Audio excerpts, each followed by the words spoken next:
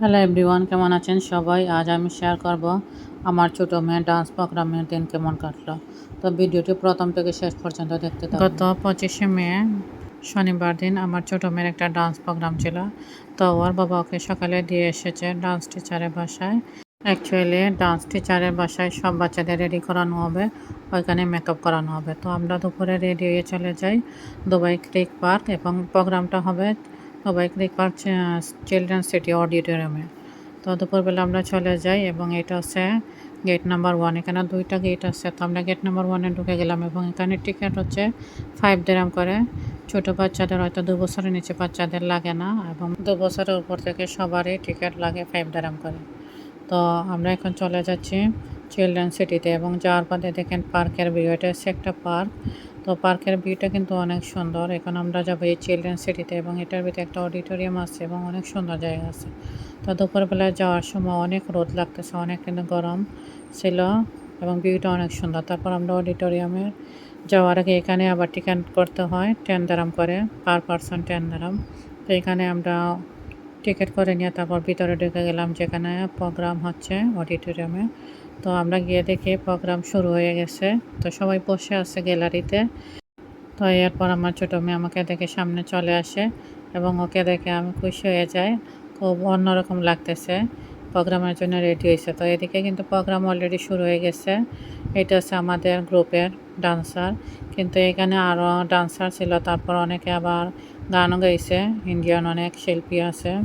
আর আমরা আছি দর্শক গ্যালারিতে, সব ডান্সারদের মা বসে বসে বাচ্চাদের প্রোগ্রাম দেখতেছি।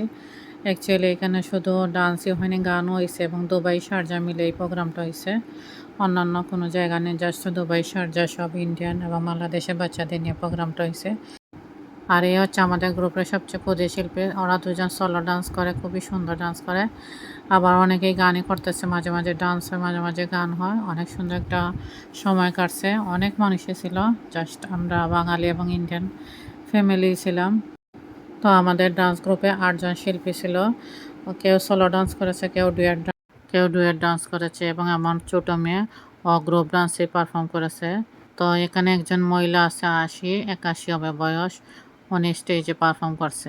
তো উনি স্টেজে পারফর্ম করা দেখে একটু স্ট্রেঞ্জ হয়ে যায়, কারণ এত বছর বয়সে তো উনি পারফর্ম করতেছে স্টেজে। আসলে মানুষের বয়স শরীরে নয়, মনের জোর আসলে সবচেয়ে বড় শক্তি। আর এদিকে দেখেন আমার ছোটো মেয়ে সেজে গুজে রেডি আছে। অ্যাকচুয়ালি অনেক দুষ্ট, এবং টিচারের বাসাও যখন মেকআপ করা অনেক দুষ্টামি করছে, কোনো কিছু রাখতে চায় না, সব মেকআপ নষ্ট করে দেয়। তারপর ওকে যে আমি ডান্স প্রোগ্রামে দিয়েছি, সেটাও আমার অনেক টেনশন ছিল। অ্যাকচুয়ালি কিছুদিন হয়েছে মাত্র ডান্স শিখতেছে। তো টিচারের কথাই ওকে ডান্স প্রোগ্রামে পার্টিসিপেট করার জন্য দিই। সেই জন্য সোলো বা ডুয়েট করে নিয়ে, যেহেতু নতুন ঢুকছে, তো সব বলতেছে যে গ্রুপ ডান্সই করুক যতটুকু পারুক। সবাইকে দেখে একটু আস্তে আস্তে মনের ভিতরে উৎসাহ আসবে। তো সেই হিসেবে ওকে দিয়ে দেয় প্রোগ্রামে অ্যাটেন্ড করার জন্য।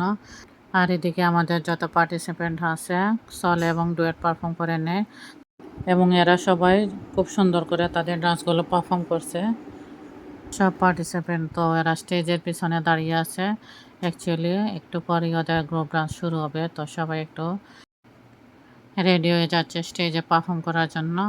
ওরা আসলে ফোক ডান্সই পারফর্ম করে, এবং এটা গ্রুপের সবাই মিলে একসাথে করে। তো আমার মেয়েকে প্রথম দিই, সেই হিসেবে ওকে গ্রুপ ডান্সে অ্যাটেন্ড করার জন্য দিই। এবং এবং আমি এবং আমার হাজব্যান্ড অনেক খুশি যে আমার মেয়ে এই প্রথম স্টেজে পারফর্ম করতেছে। অ্যাকচুয়ালি আমার মেয়ে তার বাবার উৎসাহী নাচ এবং গান শিখতেছে। আমার হাজব্যান্ডের খুবই শখ নাচ গান, এবং ওই দিন সে ওই প্রোগ্রামটা অডিটোরিয়ামের সামনে বসে দেখে এবং লাইভ করে। তো প্রোগ্রাম শেষ হয়ে যায় এবং ওদেরকে ট্রফি দিয়ে দেয়। মেয়ে অনেক খুশি। এবং প্রোগ্রাম শেষ হওয়ার পর আমরা কিন্তু চলে যাই, কারণ এখানে আরও বাচ্চাদের প্রোগ্রাম হচ্ছে, এবং আমাদের সব বাচ্চাদের প্রোগ্রাম শেষ হয়ে গেছে। তো ভাবলাম আমরা এখানে থেকে কি করব। অ্যাকচুয়ালি সকালে মেয়ে আসছে, এবং আমরা দুপুরবেলা আসি, রাত 8টা বেজে গেছে। এবং এখানে প্রোগ্রাম 8টার দিকে শেষ হয়ে যায়, এবং 8টার পর এখানে বন্ধ হয়ে যায়। তো আমরা 7:30টার দিকে শেষ করে চলে যাই। এবং এখানে একটা খুব সুন্দর ভিউ আছে, দেখেন গরুর গাড়ির মতো লাগতেছে। তো সেখানে একটু আমরা ভিডিও ছবি করে নেই। অ্যাকচুয়ালি একটা নতুন জায়গায় গেলে সেখানে একটা ভিউ তো অবশ্যই রাখতে হয়। সুন্দর একটা দৃশ্যের মাঝে ছবি ভিডিও না করলে সেখানে যাওয়া আসলে সার্থক হয় না।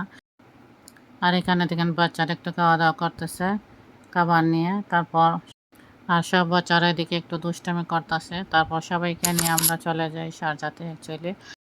অ্যাকচুয়ালি এখানে আরও দুটো ফ্যামিলি আছে, ওরা আমাদের সাথে আসে। তো তারপর আমরা এখান থেকে বের হয়ে যাই এবং রাত হয়ে যায়, 7:30 8টা বেজে যায়। দিনের বেলা আসলে যাওয়ার সময় ভিউটা অনেক সুন্দর ছিল এবং রাতের বেলা অন্ধকারের কারণে আসলে কোনো কিছুই দেখা যাচ্ছিল না, সব কিছু অন্ধকার, তেমন ভালো লাগছিল না। হয়তো লাইটিংটা অনেক ভালো লাগছে কিন্তু ক্যামেরাতে আসলে সেই ভিউটা সুন্দর লাগেনি।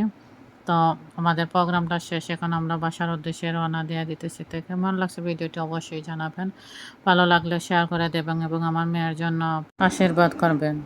ও যেন জীবনে ভালো মানুষ হতে পারে, সুন্দর করে সব কিছু শিখতে পারে, ওর বাবার স্বপ্ন পূরণ করতে পারে। অ্যাকচুয়ালি ও খুবই দুষ্ট, একটু কথা শুনে কম।